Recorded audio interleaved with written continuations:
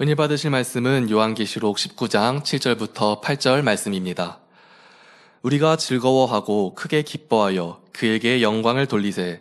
어린 양의 혼인 기약이 이르렀고 그 아내가 예비하였으니 그에게 허락하사 빛나고 깨끗한 세마포를 입게 하셨은즉 이 세마포는 성도들의 옳은 행실이로다 하더라. 아멘.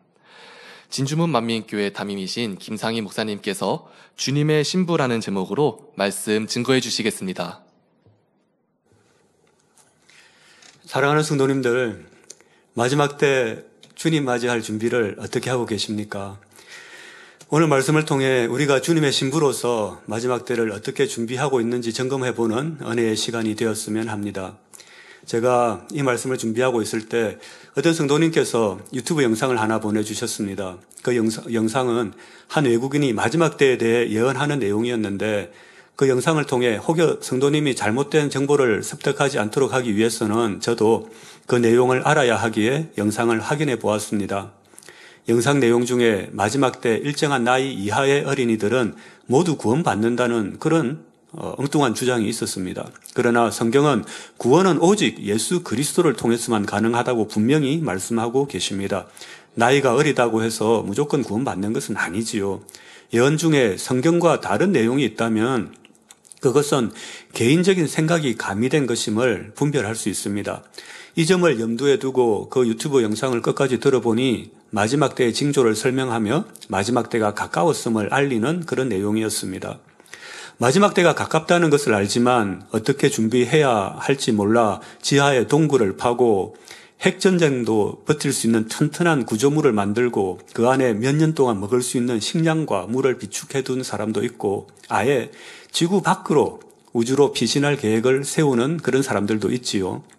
어떤 사람들은 마지막 때가 다가왔음을 알지 못한 채 자신들이 원수마귀의 사주를 받으며 요한계시록에 기록된 사건을 실행하고 있다는 사실을 깨닫지도 못하고 권력과 욕심에 눈멀어 서로를 파멸시킬 전쟁을 준비하고 있습니다. 비록 이 땅의 전쟁에서 승리하고 세계를 정복한다 할지라도 결국 그들은 하나님의 심판대 앞에서 영원한 사망의 판결을 받게 될 것입니다. 요즘 들어 지진이 자주 발생하고 있고 많은 분들이 말세라는 이야기를 합니다. 최근에 지진이 일어난 횟수를 살펴보았는데 1970년대 이후 전 세계적으로 진도 5.5 이상의 강진이 급증하고 있는 것을 확인할 수 있었습니다. 주님께서도 마태복음 24장에서 마지막 때의 징조로 지진, 기근, 전쟁 등이 일어날 것을 예언하셨습니다. 지금 우리가 살고 있는 이 시대에 바로 그 징조들이 나타나고 있음을 알 수 있지요. 이러한 마지막 때의 징조를 볼 때 두려움을 느끼십니까? 아니면 주님 오실 날이 가까이 오고 있음에 기쁨이 넘치시나요? 물론 이런 자연재해들이 단순히 자연적 현상일 수도 있습니다. 그러나 이것으로 마지막 때에 대한 공포심을 조장하려는 것이 아니라 성경에서 말씀하신 마지막 때의 징조로 보고 분별하고 준비해야 한다는 것이지요. 베드로후서 3장 10절에서는 주의 날이 도적같이 임할 것을 경고하시며 거룩한 행실과 경건한 생활로 마지막 날을 준비하라고 말씀하십니다. 마지막 때가 가깝다는 사실을 알면서도 어떻게 준비해야 할지 몰라 또 준비하고 있지만 성경적인 방법이 아닌 자신의 방법으로 준비하는 사람이 많이 있는 것을 보면 안타까운 마음이 듭니다. 더욱이 이러한 주제에 대해 말하는 사람들을 종말론자라며 비난하기도 하지요. 왜 비난받아야 합니까? 성경은 부활하신 주님이 다시 오실 것을 분명히 기록하고 있으며 그 날과 시간은 알 수 없지만 재림을 기다리며 준비하라고 말씀하셨고 이 부분이 우리가 믿고 있는 기독교 교리에 있어 중요한 부분이기에 성경의 가르침을 왜곡하거나 부정해서는 안 되지요.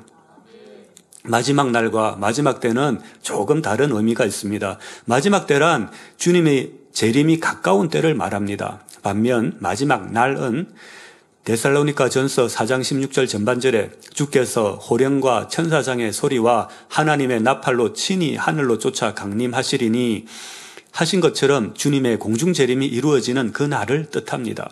또 최후의 심판날을 마지막 날이라 하기도 합니다. 마태복음 25장에 기록된 10처녀의 비유는 주님의 재림을 준비하는 사람들에게 매우 중요한 깨우침을 주고 있습니다. 이 비유에서는 10명의 처녀들이 신랑을 맞이하기 위해 등불을 준비했는데 5명은 슬기롭게 여분의 기름을 준비했지만 나머지 5명은 미련하게 기름을 준비하지 못했습니다. 신랑의 도착이 예상보다 늦어지니 모두가 졸며 잠들었습니다. 한밤중에 신랑이 도착하자 슬기로운 처녀들은 준비한 기름으로 등불을 밝히고 신랑을 맞이했습니다. 그러나 미련한 처녀들은 기름이 없어 급히 기름을 사러 갔다 돌아오니 이미 문은 닫혀 있었지요. 결국 혼인잔치에 들어가지 못하게 되었습니다. 이 미련한 5 처녀들이 다급히 주여 우리에게 열어주소서 외쳤지만 내가 너희를 알지 못한다 말씀하셨지요. 이 비유는 마지막 날이 오면 주님이 오신다는 것을 알면서도 준비되지 않은 영혼들은 혼인잔치에 들어가지 못하고 7년 환란 속에 남게 될 것이라는 무서운 경고를 담고 있습니다. 슬기로운 처녀들은 하나님을 경외하고 그 계명을 지키며 거룩한 삶을 산 사람들이며 이들이야말로 마지막 날에 준비된 자로서 주님과 함께 혼인잔치에 참여할 수 있는 사람들입니다. 요한계시록 22장 14절에는 마지막 날을 어떻게 준비해야 하는지 말씀해 주셨습니다. 그 두루마기를 빠는 자들은 복이 있으니 이는 저희가 생명나무에 나아가며 문들을 통하여 성에 들어갈 권세를 얻으려 함이로다 말씀하셨지요. 예전에 타 교단에서 신앙생활 할 때 저는 성령 받으면 마지막 날 다 들림 받는 줄 알았습니다. 그러나 열처녀 비유 말씀을 듣고 보니 성령 받은 이후에 계속해서 하나님 말씀 가운데 살며 두루마기를 빨아야 된다는 사실을 알게 되었지요. 그 두루마기를 빤다는 것은 죄악으로 더럽혀진 마음을 주님의 보혈의 피로 정결케 하고 말씀과 기도로 하나님의 형상을 회복해 나간다는 의미입니다.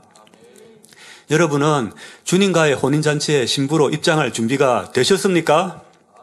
오늘 본문 말씀인 요한계시록 19장 7절과 8절에 우리가 즐거워하고 크게 기뻐하며 그에게 영광을 돌리세 어린 양의 혼인 기약이 이르렀고 그 아내가 예비하였으니 그에게 허락하사 빛나고 깨끗한 세마포를 입게 하셨은즉 이 세마포는 성도들의 옳은 행실이로다 하더라 말씀하셨습니다.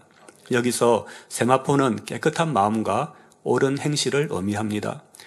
깨끗한 세마포를 준비한 성도들은 주님과 공중 혼인잔치에 들어갈 자격을 얻게 됩니다.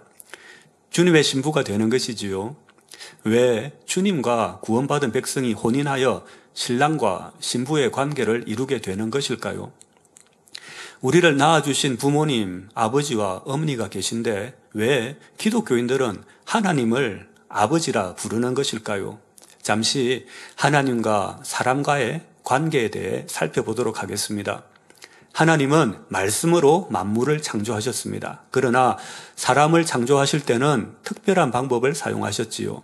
말씀으로 창조하신 것이 아니라 하나님께서 직접 흙을 빚어 하나님의 형상대로 첫사람 아담을 만드셨습니다. 그리고 하나님이 아담의 코를 통해 하나님의 생기를 불어 넣으심으로 살아있는 영, 즉 생명이 되었습니다. 하나님의 생기를 받았으니 육을 입은 영적인 존재가 되었지요. 그리고 창세기 1장 28절에 기록된 바와 같이 하나님이 그들에게 복을 주시며 하나님이 그들에게 이르시되 생육하고 번성하여 땅에 충만하라 땅을 정복하라 바다의 고기와 공중의 새와 땅에 움직이는 모든 생물을 다스리라 말씀하시면서 아담에게 땅을 정복하고 다스리는 권세를 주셨습니다. 루시퍼와 악한 영들은 에덴 동산에 있는 생명나무의 열매를 먹고 영생하고자 했습니다. 그래서 아담은 생명나무를 지키고 있었지요. 그러니 원수 마귀 사단은 아담을 유혹하여 넘어지게 하고 생명나무 열매를 먹고자 했습니다. 악한 영들은 생명나무 열매를 먹고 자신들도 영생을 얻어 하나님을 영영토록 대적하고자 하는 계략을 갖고 있었던 것입니다. 결국 아담은 원수 마귀 사단의 유혹에 넘어가 선악과를 먹지 말라는 하나님의 명령을 어기고 선악과를 먹는 죄를 짓고 말았습니다. 창세기 3장 22절과 23절에 여호와 하나님이 가라사대 보라 이 사람이 선악을 아는 일에 우리 중 하나같이 되었으니 그가 그 손을 들어 생명나무의 실과도 따먹고 영생할까 하노라 하신 말씀에서 알 수 있듯이 범죄한 후 아담은 생명나무의 열매도 먹을 수 없는 처지가 되고 말았습니다. 마침내 하나님은 범죄한 아담을 에덴 동산에서 내보내어 근본된 땅을 갈게 하셨습니다. 생령에서 온영으로 마음을 변화시키는 과정인 경작을 이 땅에서 시작하게 된 것입니다. 로마서 5장 10절 전반절에 곧 우리가 원수 되었을 때 그 아들의 죽으심으로 말미암아 하나님으로 더불어 화목되었은즉 하신 말씀에서 알 수 있듯이 아담의 후손들은 아담의 범죄함으로 인해 원수 마귀의 종이 되어 하나님과 원수 관계가 되었지요.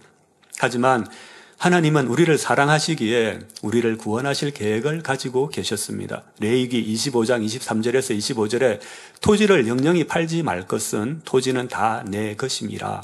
너희는 나그네요 우거하는 자로서 나와 함께 있느니라. 너희 기업의 온 땅에서 그 토지 무르기를 허락할지니 만일 너희 형제가 가난하여 그 기업 얼마를 팔았으면 그 근족이 와서 동족에 판 것을 물을 것이요 라고 말씀하셨지요.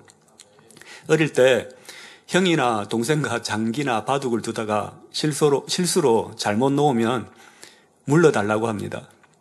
물러주기도 하고 또 일수불태라고 절대 물러줄 수 없다고 하기도 하지요.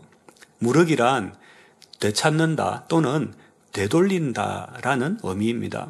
쉽게 말하면 어떤 사람이 물건을 팔았는데 나중에 그 판매를 취소하고 싶을 때 그 물건을 산 사람에게 다시 돈을 돌려주고 거래를 물러달라고 하며 거래를 취소하는 것이지요. 일반적으로 물건을 산 사람이 잘못 샀으니 환불해 주세요 라고 요청하는 경우가 많지만 토지 무르기는 반대로 판매자가 내가 이 땅을 팔았지만 다시 물러달라고 하면 그 요청을 거절할 수 없으며 땅을 반드시 돌려주라는 것입니다. 토지 거래를 다시 물릴 수 있는 것이 토지 무르기 법칙이지요.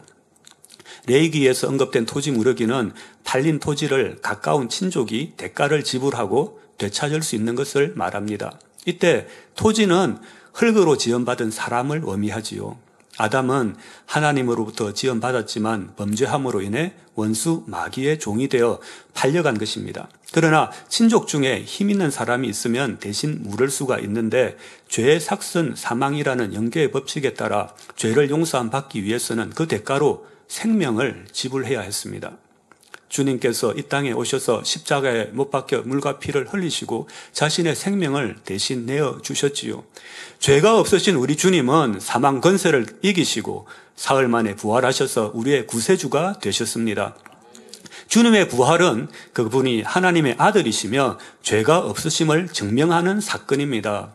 원수 마귀는 죄의 삭슨 사망이라는 영계의 법칙을 어기고 아무 죄도 없으신 예수님을 십자가에 못 박아 죽였습니다. 그러니 예수 그리스도를 영접하고 하나님께 죄를 자백하는 사람에게는 보혈을 흘리신 예수님의 생명이 지불되었으므로 그들을 다시 하나님의 품으로 돌려주어야만 하는 것이지요.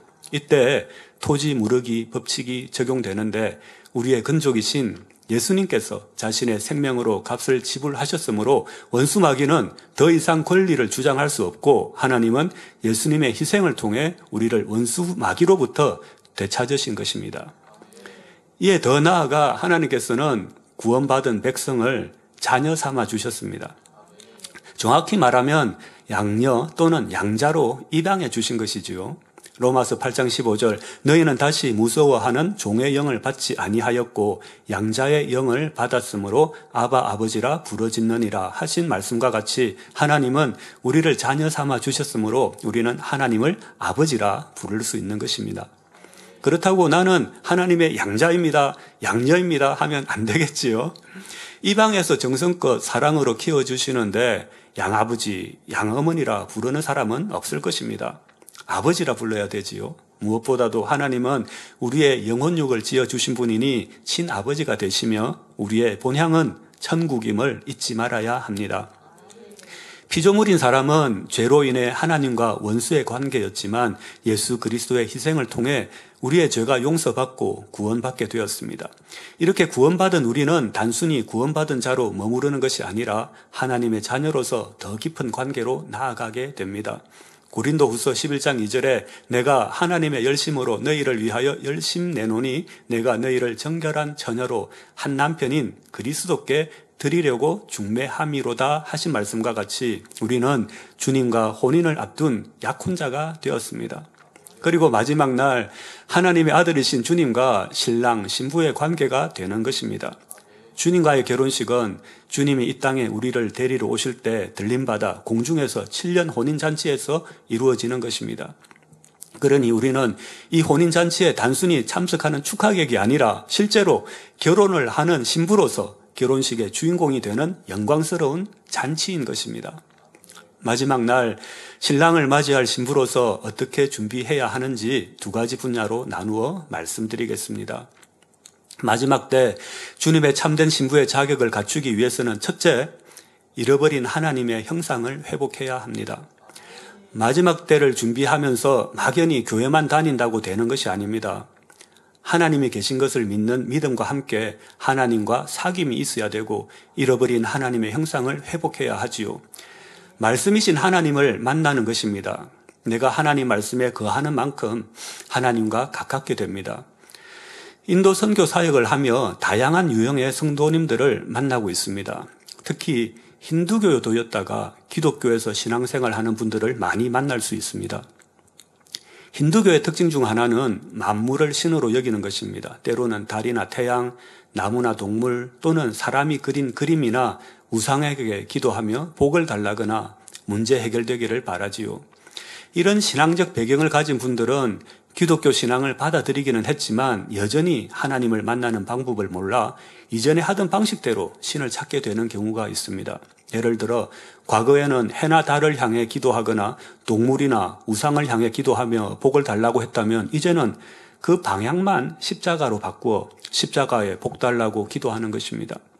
우상을 만들고 향이나 초를 피우고 꽃을 바치며 복을 빌었는데 이제는 십자가에 향이나 초를 피우고 복을 비는 사람들도 있지요. 이렇게 힌두교와 기독교가 섞인 하이브리드 종교를 섬기는 경우도 있습니다. 또 어떤 분들은 유명한 목사님이나 선교단체를 찾아다니며 자신의 문제를 위해 기도해 주기를 요청합니다.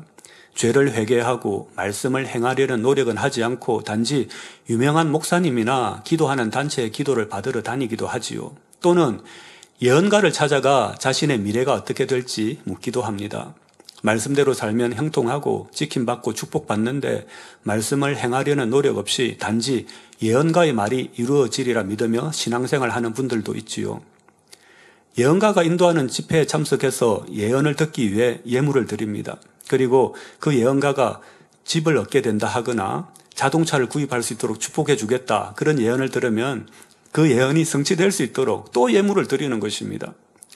치료받을 것이라는 예언을 들으면 치료받기 위해 예물을 드립니다. 하나님 말씀대로 살지 못한 것을 회개하고 말씀대로 살아갈 때 하나님께서 치료해 주시는데 예물만 드리고 치료받기를 바라는 것이지요. 또는 잠잘 때 꾸었던 꿈이 이루어지리라 믿으며 신앙생활하는 분도 보았습니다. 단지 인내하며 기다리면 그 꿈이 이루어지리라 믿는 것이지요. 그렇게 취업과 사업과 결혼에 대한 꿈이 이루어지기를 바라는 것입니다. 또 어떤 분들은 문제 해결받기 위해 예물을 드립니다. 십자가 앞에 초나 향을 피우기도 하고 꽃을 드리고 예물도 정성 다해 드렸으니 하나님이 문제 해결해 주시리라 믿는 이도 있지요. 때로는 사업이 잘 되고 물질적인 축복을 받기 위해 또는 질병치료나 가정의 화평이나 마음의 평안을 위해 주님을 찾는 분들도 있습니다. 어떤 분들은 공부를 잘하고 안정적인 미래를 위해 혹은 사역을 잘하기 위해 주님을 찾기도 합니다. 이렇게 주님을 통해 무엇을 얻는 것이 목적인 신앙생활이 되어서는 안 되지요. 우리 주님이 우리 인생의 주인이며 목적이 되어야 합니다. 주님은 우리 삶에 필요한 것을 이루기 위한 도구가 아니십니다. 주님은 세상 그 어떤 것과 비교할 수 없이 소중한 분이시며 우리의 인생의 참된 주인이십니다. 그러므로 우리가 주님을 위해 존재해야 하며 우리가 주님의 도구가 되어야 합니다. 우리가 주님의 도구가 되기 위해 자신을 부인하고 하나님의 말씀에 순종하며 살아가야 하지요.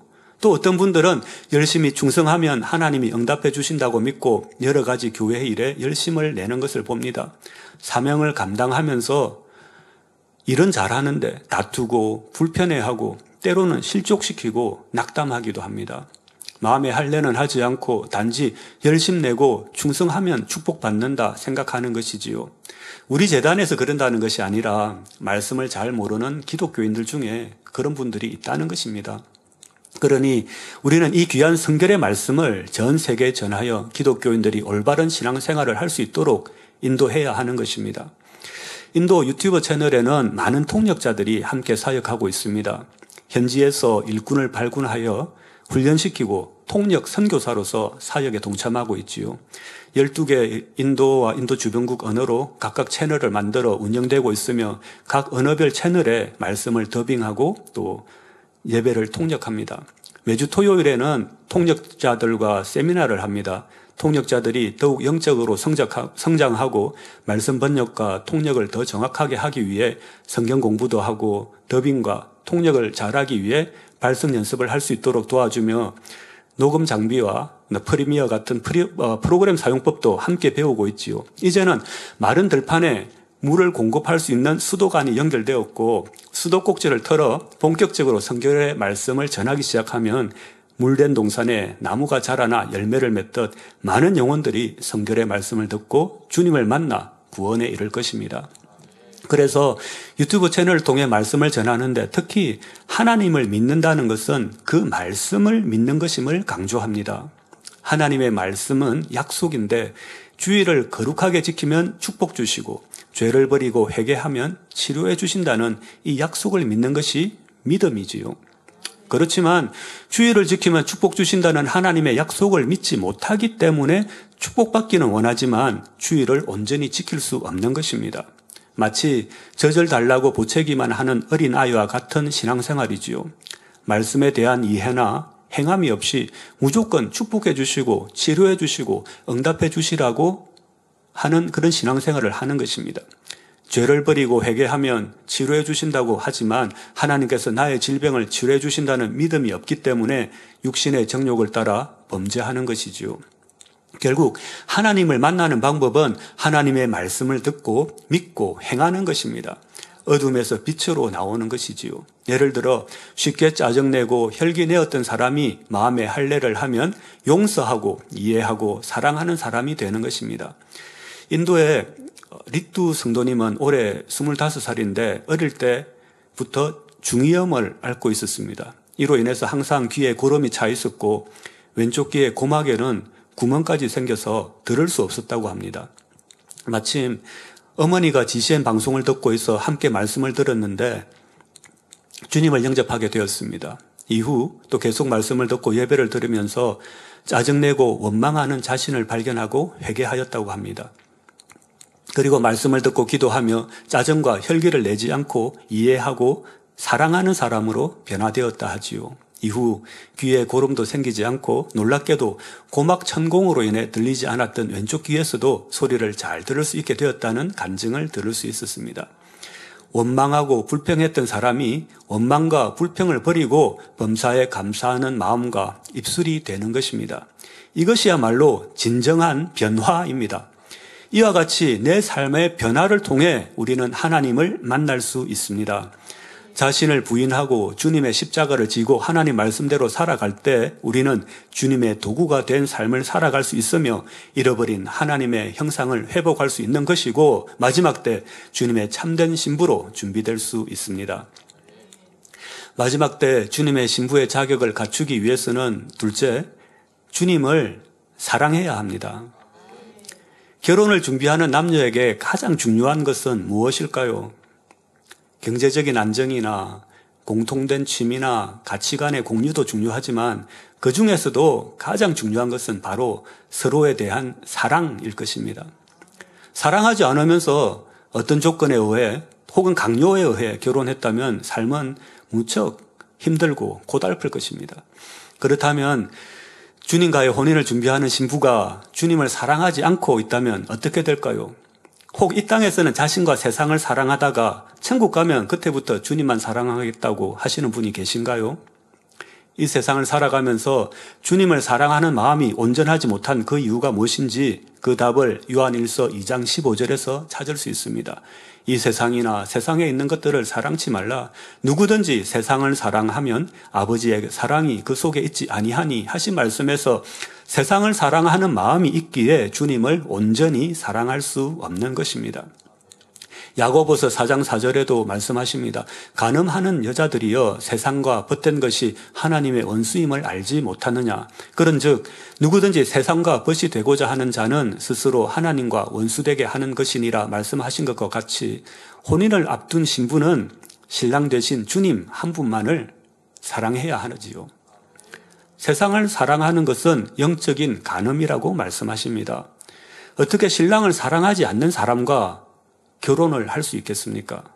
또 우리가 선을 행하고 충성하며 사명 감당한다 할지라도 고린도전서 13장에는 사랑이 없으면 아무것도 아니라 말씀하십니다. 이 땅에서의 인간 경작은 영적인 사랑을 실천하며 천국 생활을 미리 연습하는 것이라 볼 수 있는데 결국 형제나 자매를 영적으로 사랑함으로 하나님과 주님을 영적으로 사랑할 수 있게 되는 것이지요. 육적인 사랑이란 나에게 유익이 되거나 조건이 맞고 좋을 때는 사랑하지만 조건이 맞지 않거나 유익이 되지 않으면 결국 변질되는 것이 육적인 사랑입니다. 현재도 사랑하고 장차 조건이 변해도 미래에 그 사랑이 변하지 않는 것이 영적인 사랑이지요. 오늘은 영적인 사랑을 하지만 내일 그 사랑이 변질된다면 결과는 육적인 사랑인 것입니다. 형제나 이웃을 영적으로 사랑하지 못하면 결국 우리가 하나님과 주님을 사랑함에 있어서도 육으로 인해 변질되는 것입니다. 하나님이 우리에게 향한 사랑은 변함없으시지만 사람이 육의 속성을 가지고 있으므로 하나님을 사랑함에 있어 그 사랑이 변질될 수 있다는 것입니다. 나에게 응답 주시고 축복 주실 때는 주님을 사랑하고 감사가 넘치지만 응답이 지연되거나 내가 원하는 대로 이루어지지 않으면 주님에 대한 사랑이 식어지고 때로는 낙심하고 지치는 사람들도 있지요. 그러니 우리는 영적인 사랑을 이루어야 합니다. 형제나 자매를 영적으로 사랑할 수 있을 때, 다시 말해 형제나 자매에 대한 사랑이 또는 영혼에 대한 사랑이 현재도 사랑하지만 장차 어떠한 환경에서도 변질되지 않을 때 하나님과 주님을 영적으로 사랑할 수 있게 되는 것입니다. 이렇게 영적인 사랑을 이룰 때 신랑 되신 주님의 사랑을 받을 수 있습니다. 어느 날 신방을 하면서 천국에 대한 말씀을 전했습니다. 화평하지 못한 가정이었습니다. 이 땅에서도 부부가 하나님 말씀대로 살면 가정에도 천국의 평안과 행복이 임하고 또 천국에서 영원히 아름답게 산다고 말씀드렸더니 갑자기 아내 성도님의 얼굴이 반색이 되어 정색하시면서 하시는 말씀이 목사님, 천국 가서도 남편 얼굴 보면서 산다고요? 안 됩니다. 절대 그렇게는 못 하신답니다. 내가 평생 비유 맞추며 눈치 보며 살았는데 천국 가서 또 만난다고요? 나는 천국 가면 저기 저 먼데 딴 동네 살고 다시는 얼굴 보기 싫다고 하십니다. 제가 그 부부 신앙생활 하시는 거 보니까 천국 가셔도 두 분이 청수도 비슷할 것 같고 또 상급으로 받은 천국집 평수도 비슷할 것 같은데 아내 성도님은 천국 가면 남편을 만날 수 없는 곳에 아주 거리가 먼 곳에 집이 있기를 원하신답니다. 우리가 천국에 갔다고 가정해 봅시다. 이 땅에 살면서 서로 사랑하지 못한 사람들이 천국에 가서 서로 만나면 어떨까요? 서로 용서하지 못하고 원망하고 미워했던 사람을 천국에서 만나면 그때는 용서할 수 있을까요? 주기도문에서 우리가 우리에게 죄 지은 자를 사하여 준 것 같이 우리 죄를 사하여 주옵시고 매일 이렇게 기도했는데 용서하지 못하고 감정을 품고 원망했던 사람을 천국에서 만난다면 어떨까요?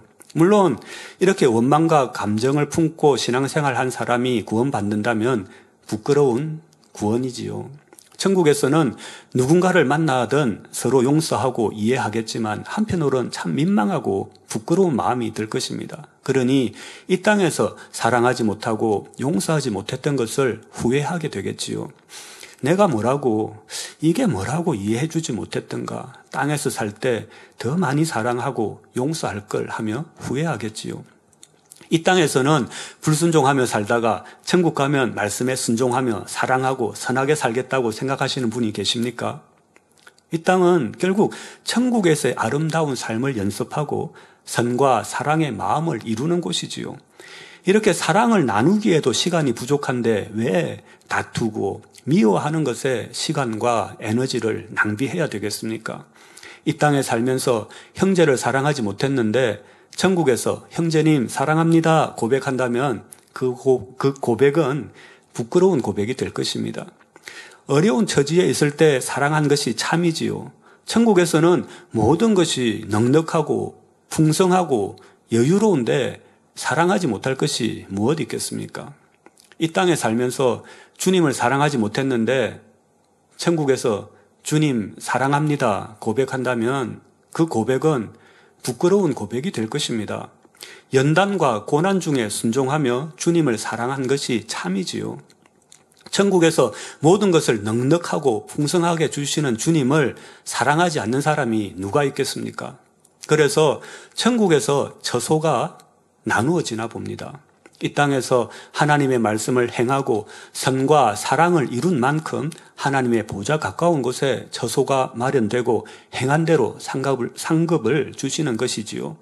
요한일서 4장 20절에 누구든지 하나님을 사랑하노라 하고 그 형제를 미워하면 이는 거짓말하는 자니 보는 바 그 형제를 사랑치 아니하는 자가 보지 못하는 바 하나님을 사랑할 수가 없느니라 말씀하신 것과 같이 주님을 사랑하기 위해서는 먼저 이웃을 사랑해야 합니다. 이웃이라면 내가 아닌 모든 타인을 말하는 것이죠. 그래서 이웃 중에서 특별히 오늘은 부부간 사랑에 대해서 말씀을 드리고자 합니다. 물론 가족을 사랑하면 육적인 사랑, 육적인 정에 매일 수 있습니다. 육적인 정에 매이면 비진리인 줄 알면서도 가족이 원하는 것을 쫓아 또는 사랑하는 사람의 말을 따라 타협하고 분별하지 못하여 비진리를 선택하기도 하지요. 하나님의 말씀이 분별 기준이 되어야 하는데 때로는 사랑하는 사람의 말이 분별 기준이 되기 때문에 육적인 정을 경계해야 합니다. 그렇지만 요즘은 세상이 워낙 악해지다 보니 가족 간에도 사랑을 찾아보기 힘든 시대가 되었습니다. 이혼은 너무나 흔한 일이 되고 말았지요. 해외의 한 성도가 자신이 살고 있는 나라에는 결혼 관계가 무너지고 이제는 파트너라는 개념으로 살아가는 사람이 많이 있다 합니다. 결혼식은 하지 않고 남녀가 만나 살아가는 것이지요. 성경에서 말하는 결혼은 한 남자와 한 여자가 하나 되어 평생을 함께 살아가는 것을 말합니다. 결혼은 단순히 서로 이익을 위해서가 아니라 서로를 사랑하고 도우며 평생을 함께하는 소중한 약속이지요. 이런 성경적 결혼관으로 본다면 파트너라는 개념은 결혼과는 다른 의미를 지닙니다. 파트너 관계는 서로 협력하고 이익을 추구하는 관계로 이익이 맞지 않으면 언제든지 헤어질 수 있는 일종의 계약적인 관계에 가깝습니다. 이렇게 가족 관계가 무너지고 있는 시점에는 부부가 서로 사랑하는 것도 신앙생활에 있어 중요한 요소라 생각됩니다. 내가 사명 감당하며 주님을 사랑한다 하지만 가까운 가족조차도 사랑하지 못하고 쉽게 상처 주고 상대를 힘들게 한다면 주님에 대한 사랑도 온전한 것이 아니지요. 베드로전서 3장 7절에는 남편 된 자들아 이와 같이 지식을 따라 너희 아내와 동거하고 저는 더 연약한 그릇이요 또 생명의 은혜를 유업으로 함께 받을 자로 알아 귀히 여기라. 이는 너희 기도가 막히지 아니하게 하려 함이라. 남편은 아내를, 아내는 남편을 귀하게 여기고 사랑하라고 말씀하셨습니다. 어떤 남편 성도님을 만났는데요. 결혼하기 전에 아내가 너무 이쁘고 사랑스러워서 자신은 기독교인이 아님에도 불구하고 결혼 후에도 아내가 신앙생활하는 것에 동의하고 결혼을 했다 하지요. 남편은 타지방에서 일하는데 주말 부부였습니다. 토요일에 집에 오면 함께 저녁 먹고 8시쯤 되면 아내가 사라진답니다. 다니엘 철야 기도하러 가신 것이지요. 그리고 12시가 지나 집에 들어온답니다. 또 일요일 아침에는 아침을 함께 먹고 점심 차려놓고 사라진답니다. 주일 예배 드리기 위해 교회에 가셨지요. 평일에는 외지에서 일하고 주말에 집에 와도 아내와 함께 있는 시간이 많이 없어 하루는 심하게 다투었다 합니다. 그랬더니 아내가 눈물을 흘리며 미안하다고 하더랍니다. 오늘은 함께 있으려나 생각했는데 8시쯤 되니까 또 아내가 사라졌답니다. 그날이 특별 철야였답니다. 그래서 남편 성도님이 하시는 말씀이 이제는 오히려 내가 다 내려놓았다고 합니다. 남편 성도님은 이제 혈기도 버렸고 짜증도 버렸다고 하지요. 자기 좋아하는 것 하는데 하게 두어야지 하며 믿는 아내 성도님과 화평을 이루는 믿지 않는 남편 성도님을 만나보았습니다. 이 남편 성도님은 장결자로 계시지만 교회에 관심이 많으셔서 교회의 여러 상황도 잘 아시고 또 말씀도 잘 아셔서 새 예루살렘도 알고 믿음의 분량도 아시더라고요. 그래서 본인이 스랑계 3년이면 풍어를 넘는다고 하도 아내 성도님이 귀에 못이 박히도록 말씀을 많이 들려주셔서 이제는 외운다고 하시더라고요. 그리고 며칠 뒤에 그분의 아내 성도님께 신혼 때 신앙생활에 대해 여쭈어 봤습니다.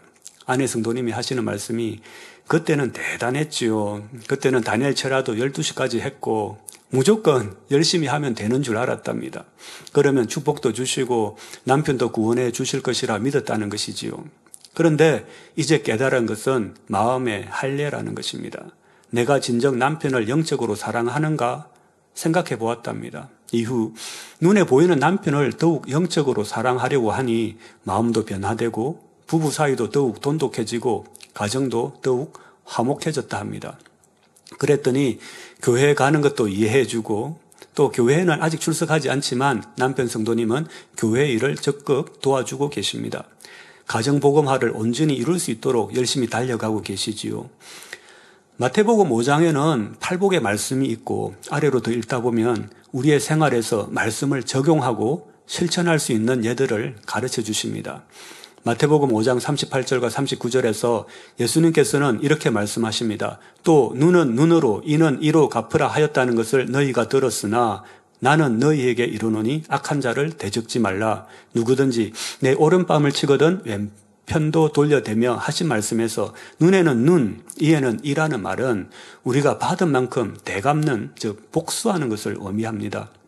누군가가 나를 싫어하면 나도 그를 싫어하고 누군가가 짜증을 내면 나도 함께 짜증을 내고 누군가가 욕을 하면 같이 욕을 하게 되는 것이지요. 나를 불편하게 하면 나도 상대를 불편하게 하고 왼뺨을 맞으면 상대의 뺨을 때리고자 하며 받은 만큼 되돌려 주고자 하는 마음이 사람의 본성 속에 깊이 자리 잡고 있습니다. 하지만 예수님은 이와 같이 악한 마음을 넘어서 사랑과 용서를 실천하라고 가르치십니다.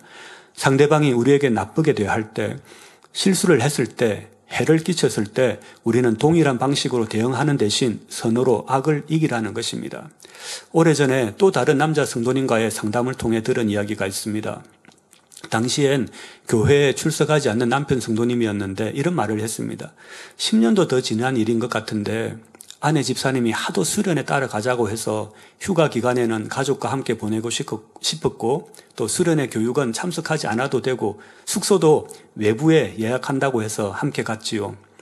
도착해서 오후에 아내 집사님은 교육 참석한다고 가셨고 남편 성도님은 가족이 교육 마치고 돌아오면 함께 고기 구워 먹으려고 준비를 다 해놓고 펜션에서 기다렸답니다.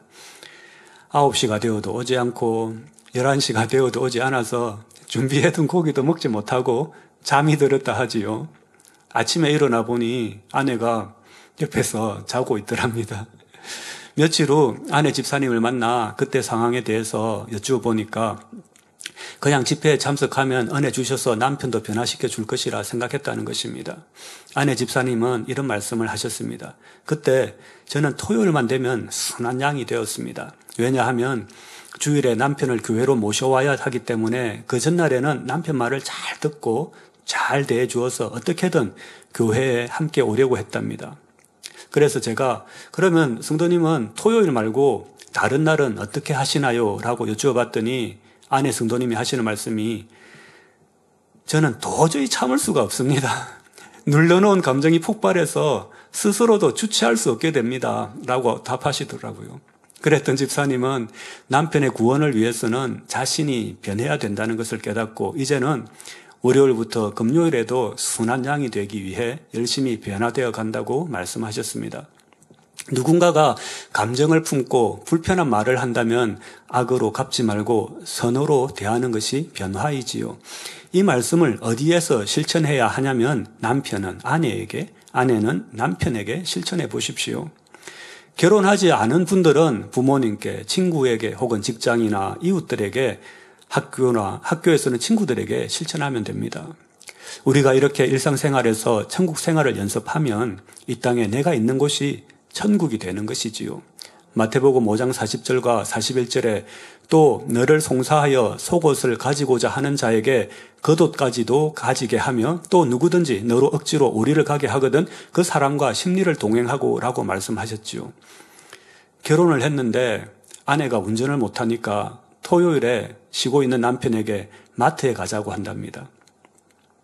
둘이 데이트하면서 만난 것도 먹고 운전도 해주고 또 물건도 함께 고르고 짐도 들어주고 돈도 내달라는 것이지요.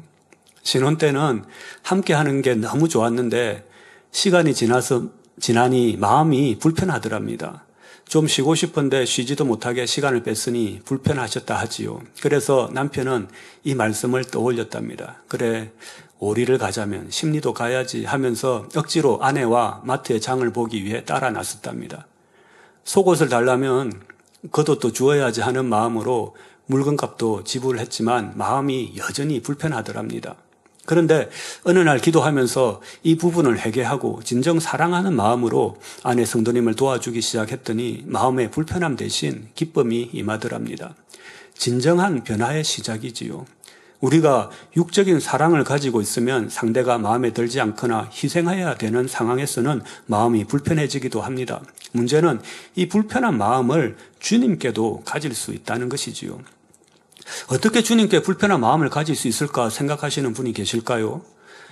내가 원하는 것을 상대방이 해주지 않을 때 불편한 마음이 들고 사랑이 식는 것은 변질되는 육적인 사랑의 속성을 가지고 있기 때문입니다. 내가 열심히 기도하고 충성하고 물질을 심고 헌신했는데 내가 원하는 응답이 없거나 아니면 내가 원하지 않는 방향으로 일들이 이루어졌을 때 마음의 기쁨이 임하기보다는 불편한 마음이 생길 수 있습니다.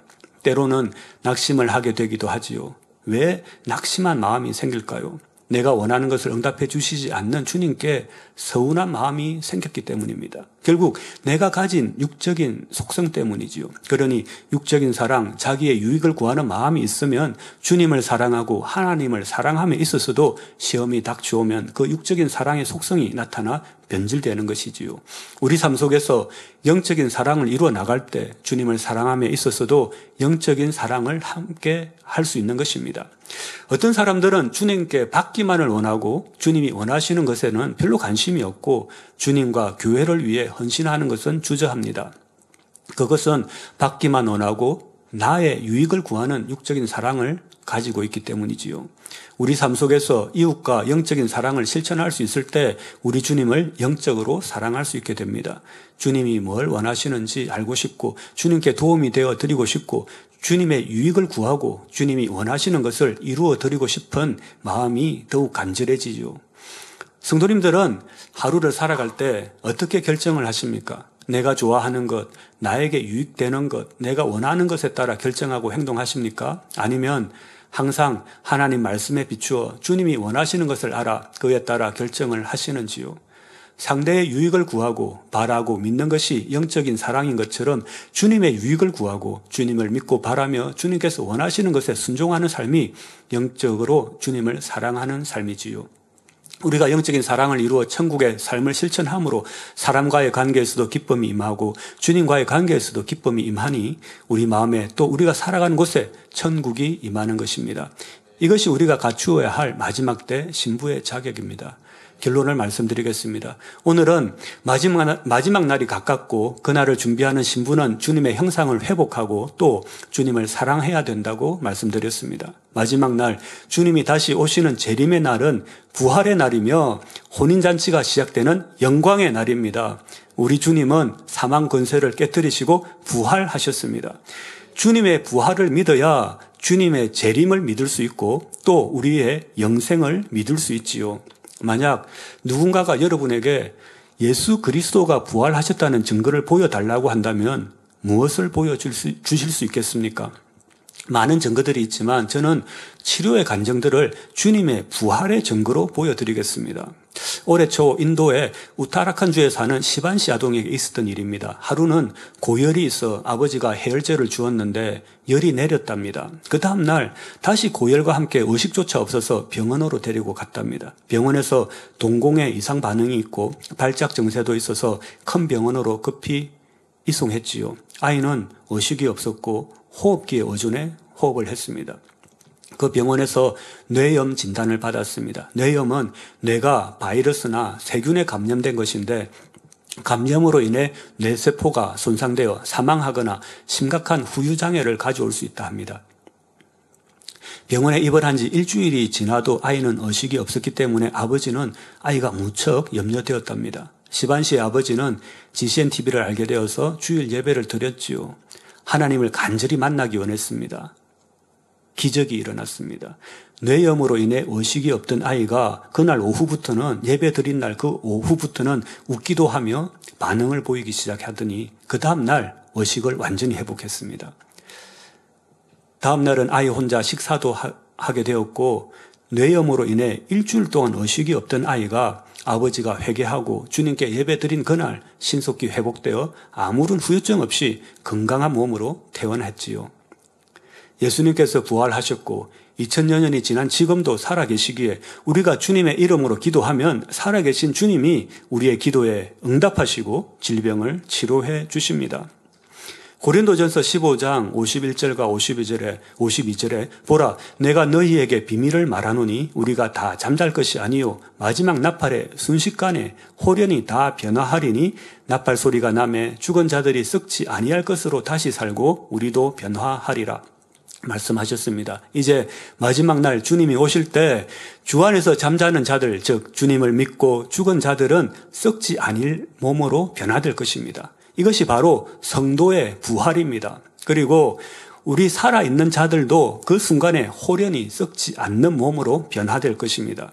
주님이 부활하셔서 지금도 살아계시기에 우리는 마지막 날 성도의 부활을 믿습니다. 또 주 안에서 살아있는 우리는 홀연히 변화되어 주님의 신부로서 아름다운 천국에서 영원히 살아갈 소망으로 주님 다시 오실 날을 기다리며 하루하루를 살아갑니다. 사랑하는 성도님들, 여러분에게 사랑하는 사람이 있습니까? 사랑에 빠지면 그 사람을 항상 생각하고 그리워하고 맛있는 음식을 먹을 때도 그 사람과 함께 나누고 싶다는 마음이 든다 합니다. 우리도 이와 마찬가지입니다. 우리를 구원하시고 모든 것을 내어주신 주님과 더욱 깊은 사랑에 빠지길 원합니다. 우리가 무엇을 입든지 무엇을 마시든지 오직 주님의 영광을 위해 살아가며 온 마음과 뜻과 정성을 다해 하나님을 사랑하기 원합니다. 그리하여 하나님의 참자녀로 변화되어 마지막 날 주님의 아름다운 신부로서 다시 오실 주님을 맞이하는 복된 저와 여러분이 되시기를 주님의 이름으로 기원 드립니다. 들으신 말씀을 생각하시면서 함께 기도하시겠습니다. 사랑의 아버지 하나님 은혜와 사랑에 감사드립니다. 우리가 이제 마지막 때가 가깝다는 것을 알았으니 우리가 신부로 잘 준비될 수 있도록 도와주시고 또 많은 영혼들도 구원으로 인도할 수 있는 저희들이 될 수 있도록 도와주시옵소서. 감사드리며 우리 주 예수 그리스도의 이름으로 기도하옵나이다. 아멘.